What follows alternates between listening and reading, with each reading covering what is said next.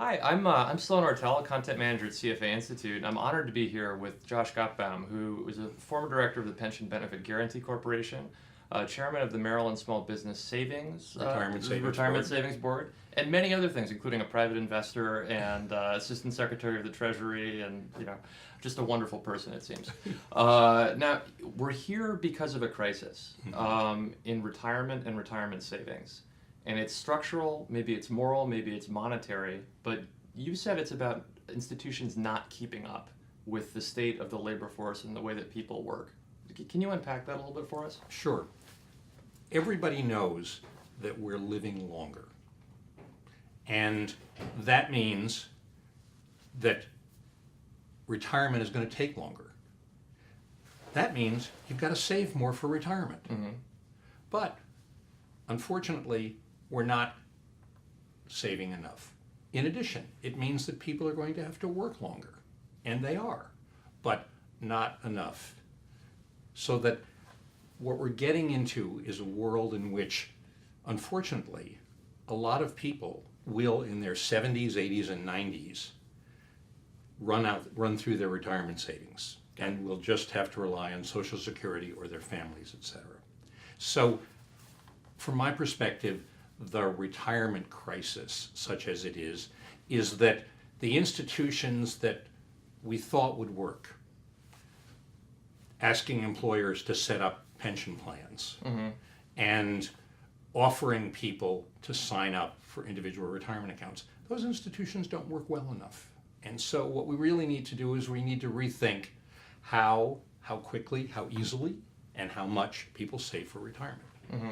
And now, one of the things, you mentioned the Maryland Small Business Savings Group as sort of one of the bright spots in this picture, right? And that's important because many employers are not actually providing adequate, or many people are not in a position where their employers give them a vehicle to Sure. save, right? For example, there are about, in this country, somewhere between 50 and 70 million people who are working full-time at places that don't offer a retirement plan. They don't offer a 401k or a 403b or a pension. They just don't. And what we found is that unless people can save for retirement automatically, unless it's deducted from a paycheck, they tend not to save at all. So, two very smart guys, one at the Heritage Foundation and one at the Brookings Institution, said, why don't we do this? Why don't we set aside the traditional pension notion and just ask businesses that don't offer something to open up their payroll systems to automatically enroll their employees. The employees can opt out, but if they don't, they automatically are enrolled, they automatically save for retirement. And this automatic IRA was at one point endorsed by both the Democratic and the Republican presidential candidate. Unfortunately, Washington is sufficiently clotted at the moment that it hasn't moved. And so what has happened is, in Britain, they have done it. They've created the National Employment Savings Trust, which is an automatically enrolled universal requirement, and it's working.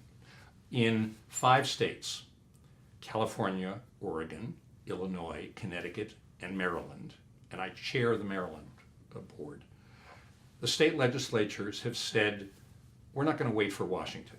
We are going to figure out a way for our small businesses that don't offer a retirement plan to offer a retirement plan at minimal cost, because it'll be done automatically.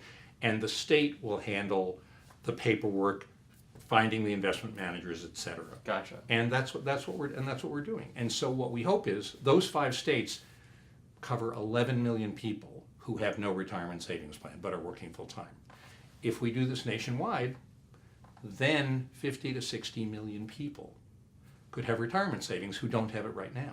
And that's a very interesting nuance, because we were talking earlier about the Pension Benefit Guaranty Corporation a little bit, and there are a lot of headlines that get thrown around and sort of doom-mongery, projections, right? And granted, for millions of people, it is pretty bad. But you do have 40 million people who are fortunate to have access to a pension. 40 million people in the private sector. In the private sector, yes, right? In addition to the and another about 30 in the public sector. So you've got round numbers, 70 million people in America who still have pensions. And one thing we want to do is make sure that they can keep them. Yep. Make sure that they're still there.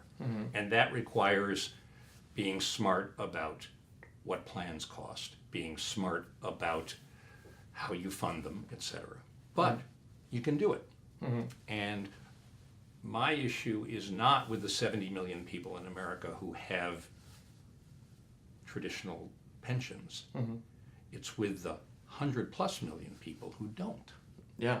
Those are the people you got to worry about. Those are the people. Some of them have 401ks but aren't putting enough money into them or are paying too much for them. A lot of them don't. A lot of them don't have anything at all. And that's why I think this set of ventures by the states for an automatic IRA is really important. If once this is implemented, this will be the largest expansion of retirement security since Social Security was created in the 1930s. Oh gosh, it's a big deal. That's a big deal. I would give you a high five, but it would be a little informal. I want to close, but I caught you on C-SPAN about a year ago talking about. I think it was I'm going to paraphrase your quote. The government is taking this seriously. They're starting to make it such that people who are advising retirees actually need to advise with their best interest at heart. Right. This is the fiduciary rule from a while ago. This is a basic challenge. It comes from the fact that people started thinking of retirement in one way, and then the world changed and they have to catch up. So, back in the days when employers were responsible for retirement plans, yes, you could say to employers, dear employer, you're a fiduciary, you got to take care of your employees, you got to act in their best interests, etc. But we're moving to a world in which the employers are saying, I may make a contribution, but it's your problem.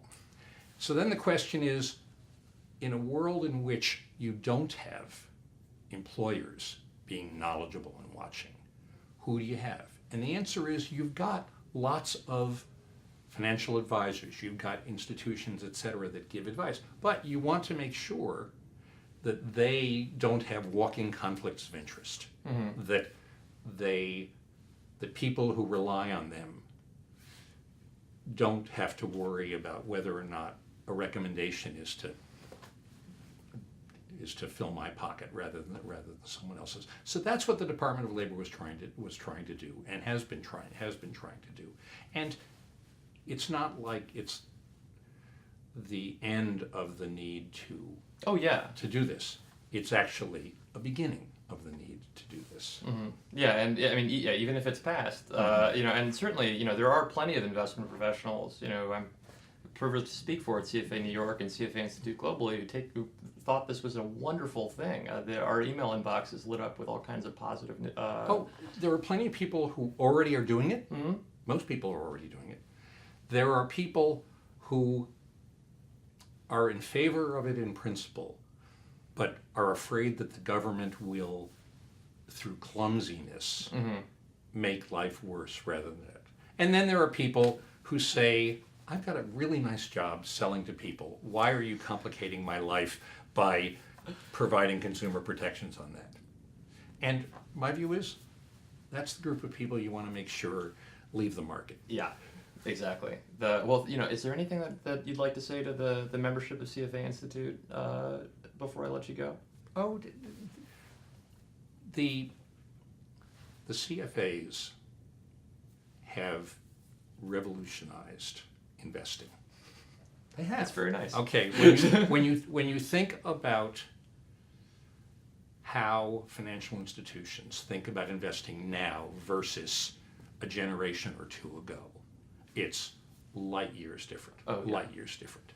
And my view is, what I really want is, I want the rest of the financial services industry and government, on behalf of the people who benefit from investing, to catch up. Well, I think that'd be really nice.